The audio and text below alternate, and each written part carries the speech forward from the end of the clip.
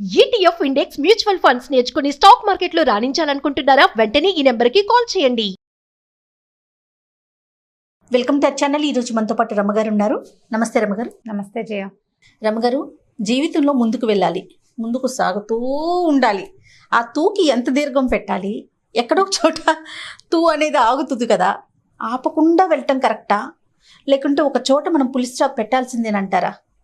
జీవితంలో ముందుకెళ్ళటం అంటే ఊరికే ముందుకెళ్ళిపోవడం కాదు, అసలు జీవితం అంటే ఏమిటో తెలుసుకోవాలి ముందు మనం. ఖచ్చితంగా కదా. జీవితం అంటే ఏమిటి, దీనికి ఎక్కడ మొదలు ఎక్కడ ఎండ్ అనేది తెలుసుకోవాలి. జీవితంలో ముందుకు పోవటం అనేది మనం మెటీరియలిస్టిక్ థింగ్స్లో తీసుకోకూడదు జయ. ఒక పారమార్థికమైన అర్థం ఉంది అందులో. రామకృష్ణ పరమహంస చెప్పిన కథ ఒకటి చెప్తాం చూడు. ఇదే పాయింట్, ఇంకా వేరే దీని మీద డిస్కషన్ లేదు. కథ వింటే మనకు అర్థమైపోవాలన్నమాట. పూర్వం అట కట్టెలు కొట్టుకునేవాడు ఉండేవాడు. కట్టెలు కొట్టుకుని ఏం చేస్తారు, అడవికి వెళ్ళి అక్కడ ఏం డబ్బులు ఇవ్వక్కర్లా, శక్తి అనుసారం మనకు ఎంత ఓపిక ఉంటే అన్ని కట్టెలు కొట్టుకోవటం, ఎంత మోయగలమో అన్ని కట్టెలు కొట్టుకుని ఊళ్ళోకి తెచ్చి అమ్మడైనన్ని అమ్మడవటం. ఓ 2 పేళ్ళు ఉంచుకుంటే తమ ఇంట్లో పొయ్యిలోకి, అప్పుడు గ్యాసులు లేవు కదా, 2 పొయ్యిలు చితుకులతో పాటు 2 కట్టెపేడు పెట్టుకుని అన్నం వండుకోవచ్చు. ఈ అమ్మిన కట్టెలతోటి ఈ బియ్యము పప్పు ఏదో కొనుక్కునేవాళ్ళు. అప్పట్లో అసలు జీవితాలు సింపుల్గా ఉండేవి. కట్టెలు కొట్టుకునే వాళ్ళు కూడా బతికేసిన రోజులు అవి. ఇప్పుడు ఖర్చులు ఎక్కువైపోయినాయి కదా, ఈ కట్టెలు కొట్టుకుంటూ ఉండేవాడు. అయితే రోజు ఒక అడవికి వెళ్ళేవాడు. ఓ రోజు ఒక సాధువు ఎదురొచ్చాడట అతనికి. ముందుకు పోనాయనా అని చెప్పాడు. విన్నాడు, ఓ దండం పెట్టాడు. ఆ వాళ్ళ తన అలవాటు ప్రకారం కట్టెలు కొట్టుకున్నాడు, ఇంటికి వచ్చేసాడు. అయితే ఇంటికి వచ్చా కూడా ఇతనికి ఆ సాధువు చెప్పిన మాట గుర్తొస్తుంది. ముందుకు సాగమన్నాడు ఆయన, ముందుకు వెళ్ళు అని చెప్పాడు. ఎందుకు ముందుకు వెళ్ళమన్నాడు?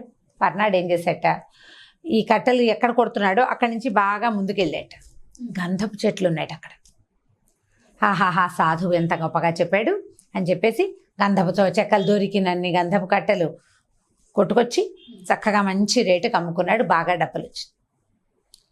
ఆ సాధువు ముందుకెళ్ళమన్న మాటే అతన్ని వెంటాడుతూ ఉండేది. గంధపు చెక్కలతో ఆగల. గంధపు చెక్కలు కొట్టి ఇవాళ కొడితే 15 రోజులకు సరిపోతుంది ఆ తిండి. మామూలు చెక్కలు అయితే ఒక రోజుకే వస్తుంది అన్నం. గంధపు చెక్క కొట్టితే ఏముంది, బట్ చాలా డబ్బు వస్తుంది కదా. సరే, కొద్ది రోజులు నెల గడిచింది, మళ్ళీ వెళ్ళాడు.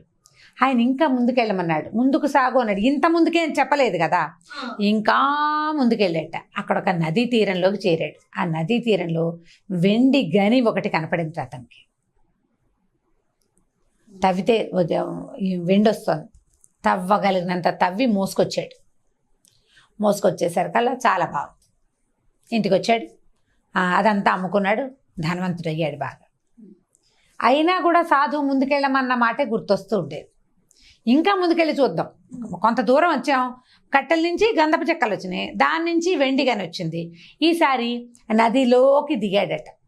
నది దాటగానే బంగారపు గని కనపడిందట. మరీ బాగుంది, మహత్తరంగా ఉంది. బంగారం తవ్వుకొచ్చాడు, కోటీశ్వరుడైపోయాడు. ఇది బాగుంది. కోటీశ్వరుడు అయ్యా కూడా ముందుకు సాగమన్న మాటే వెంటాడుతోంది.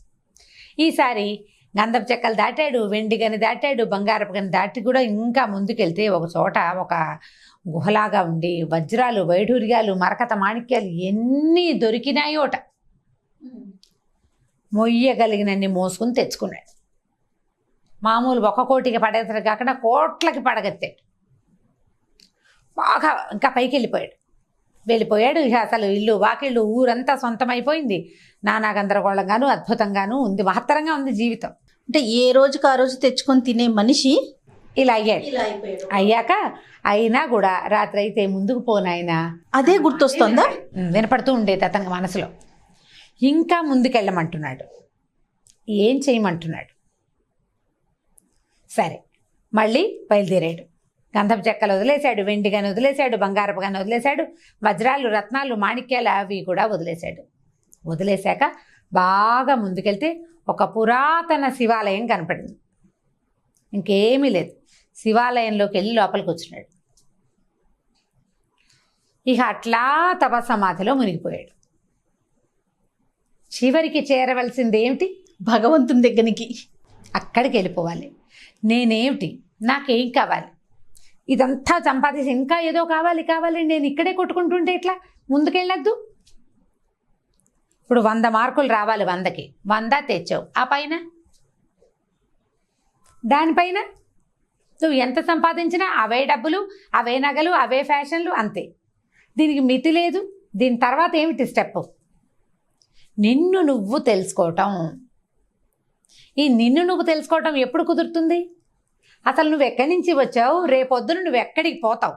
మొదలు చివర అనేది ఇవాళ నువ్వు పుట్టినప్పుడు ఎలా వస్తాం? విగత వస్త్రాలు ఒంటి మీద నూలు పోగు లేకుండా పుడతాం. పోయేటప్పుడు అంతే. నువ్వు నీకు ఆనాడు వస్త్రం ఎలా అక్కర్లేదో పోయేటప్పుడు కూడా నీకు ఏ వస్త్రమో అక్కర్లేదు, ఏది అక్కర్లా. భారతీయ తత్వచింతన ఉంది ఈ కథలో. ముందుకు వెళ్ళటము అంటే ముందుకెళ్ళు, నీతో పాటు 10 మందిని తీసుకెళ్ళు. ఈ 10 మంది ఒక సక్సెస్ వరకు నీతో వస్తారు. తర్వాత నిన్ను నువ్వు వెతికే ప్రయత్నం చెయ్యి. నేను ఎక్కడి నుంచి వచ్చాను, రేపు నేను ఎక్కడ, ఇంత సంపాదించావు, కోటీశ్వరుడు అయిపోయావు. ఈ కోట్లలో 1 కోటి నువ్వు పట్టుకెళ్తావా? 1 పోని వద్దు, ఓ రత్నం పట్టుకెళ్ళు, 1 రూపాయి పట్టుకెళ్ళు. రూపాయి బిళ్ళ కూడా నీతోటి రాదు. నువ్వు దానికోసం ఎన్ని చేస్తావో, కొన్ని మంచి పనులు చేసే పెద్ద మనుషులు ఉంటారు, ఎన్ని వెధవ పనులు చేస్తావో, హత్యలకి, ప్రతి దానికి మనం కులం పిచ్చితోటి కానీ, మతం పిచ్చితోటి కానీ, డబ్బు పిచ్చితోటి కానీ నువ్వు ఎంత తాపత్రయపడినా వీటిలలో ఏ ఒక్క విషయము నీతోటి రాదు. నువ్వు వెళ్ళే చోట అది ఉండదు, నువ్వు వచ్చిన చోట అది లేదు. నువ్వు వీటిలో ఏ ఒక్క దాంతోటి నువ్వు పుట్టలా. తల్లి పేగుతో పుడతావు. ఆ పేగు నువ్వు బయటకు వచ్చిన మరుక్షణం తప్పించుకుంటుంది నీ దగ్గర నుంచి. నువ్వు అక్కర్లేదు దానికి, నీకు అది అక్కర్లేదు. నువ్వు ప్రాపంచిక సుఖాల కోసం పాకులాడతావు, అదే కావాలనుకుంటావు. నువ్వు ఎంత పాకులాడినా సాధించిన తర్వాత ఎక్కడో ఒక చోట స్టాప్ పెట్టుకుని నిన్ను నువ్వు తెలుసుకునే ప్రయత్నం చెయ్యి. ముందుకు సాగాలంటే అది. ఎంత బాగా చెప్పారండి. దేవుడి దగ్గరికి సాగాలి. ముందుకి సాగటం అంటే ఇలా వెళ్ళు, తర్వాత ఏమిటో గమనించు. నేను ఇంత చచ్చిపోతాను, వాళ్ళ కోసం వెంపర్లాడతాను, కోట్లు కూడబెడతాను, ఎక్కడో తవ్వి దాచిపెడతావు. నా తాతలు మనవాళ్ళు తినడానికి సంపాదిస్తావు, వాళ్ళందరూ ఎంజాయ్ చేయడానికి. అది వాళ్ళు చెడిపోవడానికే తప్ప ఇస్తే రెండోది కాదు. నువ్వు చూడవు కదా, నువ్వుండవే అన్నాళ్ళు. నీ ముని మనవడి దాకా కూడా నువ్వు ఉండవు. ఇప్పుడు అసలు మనవాళ్ళ దాకా కూడా ఉండలేని దుస్థితిలోకి వచ్చేసాం మనం. దశరథ మహారాజు 60,000 సంవత్సరాల వయసు వచ్చాక రాముల వారు పుట్టేట. 60,000 సంవత్సరాల వయసు వృద్ధాప్యంలో కుమారులు పుట్టారు. పిల్లాడు పుట్టిన 25 ఏళ్ళు రాకుండానే పోయారు ఆయన. అవి 60 ఏళ్ళవి ఏమిటి, వ్యామోహంతో, పుత్ర వ్యామోహంతో పోయారు. ఈ పిచ్చి తగ్గించుకుని జీవితంలో ముందుకెళ్ళే ప్రయత్నం చేయమని రామకృష్ణ పరమహంస చెప్పిన కథలు బాగుంటాయి జయ. వీలు వెంబడి అప్పుడప్పుడు 2-3 కథలు చొప్పున చెప్తాను. చాలా చిన్న కథ, బట్ దీంట్లో ఉన్న అర్థం ఆలోచిస్తే చాలా పెద్దది. ఇది ఇప్పుడు నేను ఇంత విడమర్చి చెప్పాను. నిన్ను నువ్వు ప్రశ్నించుకో. నీకు నువ్వు ఏంటి నాకు ఈ తాపత్రయం, ఎందుకు ఇంత పిచ్చా నాకు? తెల్లారితే ఏం లేదు, ఇప్పుడు హైరాన్ పడతాం. సాయంత్రం అయితే రాత్రి అవుతుంది, రాత్రి అయితే తెల్లారిపోతుంది. రేపొద్దుటికి ఏమీ లేదు ఇవాళ కథ, రేపటి కొత్త కథ మొదలవుతుంది. దేనికోసం తాపత్రయం, దేనికోసం ఈ హైరాన్ అంతా? ఉండాలి, కానీ దానికి ఒక ఫుల్ స్టాప్ అనేది ఉండాలి కదా. స్టాప్, ఫస్ట్ కామా ఉండాలి, తర్వాత ఫుల్ స్టాప్ ఉండాలి. చాలా బాగుంది రమ్మగారు, సూపర్, అద్భుతం. బహుశా పెద్దవాళ్ళకి ఇది అదే మనందరికీ. నమస్తే రమ్మగారు. నమస్తే జయ.